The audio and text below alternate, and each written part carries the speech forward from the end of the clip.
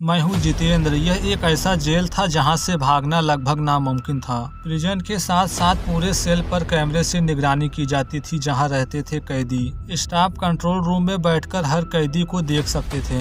यहाँ से निकलने का सोचना भी मुश्किल था, मगर एक कैदी ने ठान ली थी जेल ब्रेक करने की। पूरे टाइम कैमरे के सामने ही रहा। एक सुबह गार्ड को एहसास हुआ कि उसके सेल में कोई हरकत नहीं हो रही है। अंदर गए तो वह गायब था। ये कैदी था क्वांटे Bosco Adam.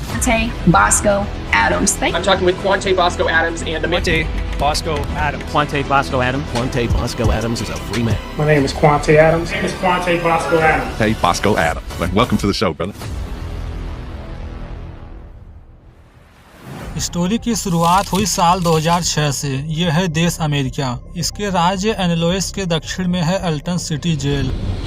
Alton city jail बाहर से देखने पर एक अमेरिकी मिडिल स्कूल जैसी लग सकती है, लेकिन इसके अंदर मैक्सिमम सिक्योरिटी नजर में रहते हैं। 24 घंटे में से 23 घंटे कैदियों को उनके सेल में बंद रखा जाता था। उन्हें दिन में केवल 1 घंटे इंटरटेनमेंट की परमिशन मिलती थी। बाकी का समय या तो वर्कआउट करने में बीतता या फिर लिखने में। कुछ लोगों के लिए ज्यादातर समय स्टाफ को परेशान करने या समस्या पैदा करने के तरीके सोचने में बीतते थे।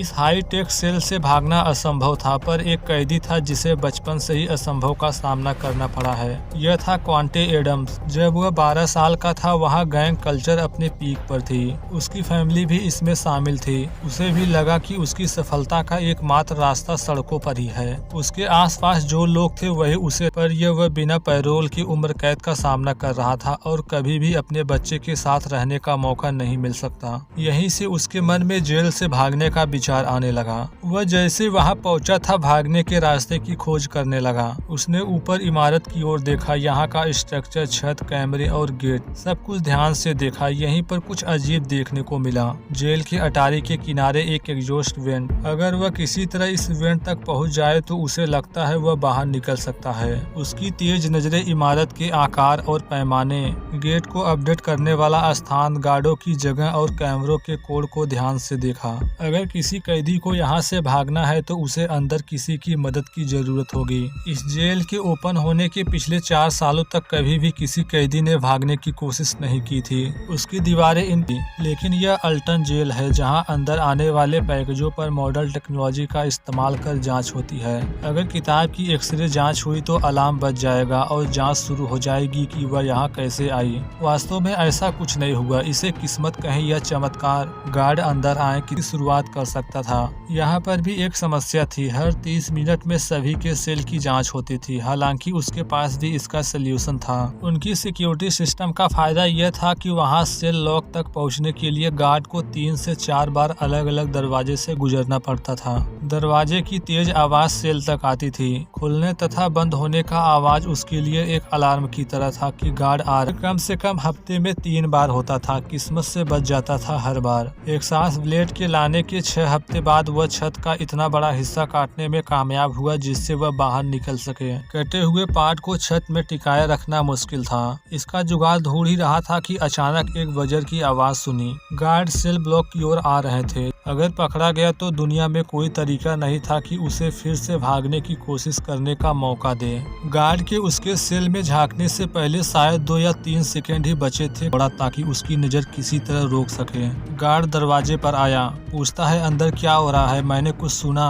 कैदी जवाब दिया, मैं वर्कआउट कर रहा हूँ। कुछ पल के लिए देखा और फिर गार्ड जनक था। वह पूरी तरह फंस गया था। वास्तव में ये जेल के छत के अंदर का हिस्सा था और वही वेंटिलेशन सिस्टम भी था जिससे हवा आती थी सेल तक। कैमरे की नजर से केवल थोड़े समय के लिए ही बाहर रह सकता था। ऐसा तरीका निकालना था जिससे वेंट के अंदर लंबे समय तक रह सके और बाहर के रास्ते की तलाश कर सके। जेल के अंदर कोई उसकी मदद कर सकता था तो वे थे कैदी। वहाँ उसके साथ एक और कैदी था। वह गार्ड को परेशान करने के लिए कुछ भी कर सकता था। उसे आता था इसी में मजा। उसे एक नोट भेजा और कहा, देखो जब गार्ड यहाँ से गुजरे तो तुम उनका ध्यान भटकाने की हरकत करना। जब वह ध्यान भटकाता तो करने की कोशिश करता, मगर वहाँ कुछ नहीं था। ऐसा लगा जैसे सब खत्म हो गया हो। अचानक उसका पैर किसी धातु के टुकड़े में फंस गया।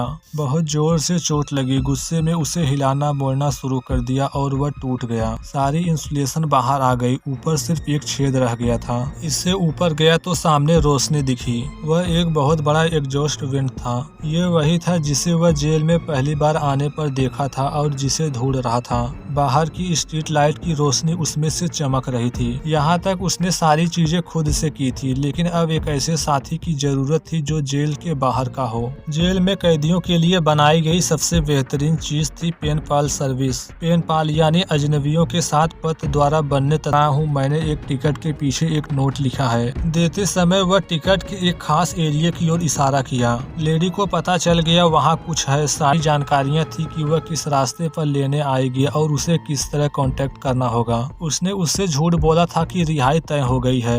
एक और झूठी कहानी बताया। उसके खिलाफ कैलिफोर्निया में एक पुराना वारंट था। उसके पास फिर से गिरफ्तार करने के 72 घंटे हैं। गलत प्रूफ हुआ तो उसे 72 घंटे के अंदर कभी भी रिहा किया जा सकता है। इसलिए अगले 3 रातों तक जेल के थोड़ी दूर सड़क पर गाड़ी पार्क कर दे, क्योंकि मुझे नहीं पता कि मुझे किस रात रिहा किया जाएगा।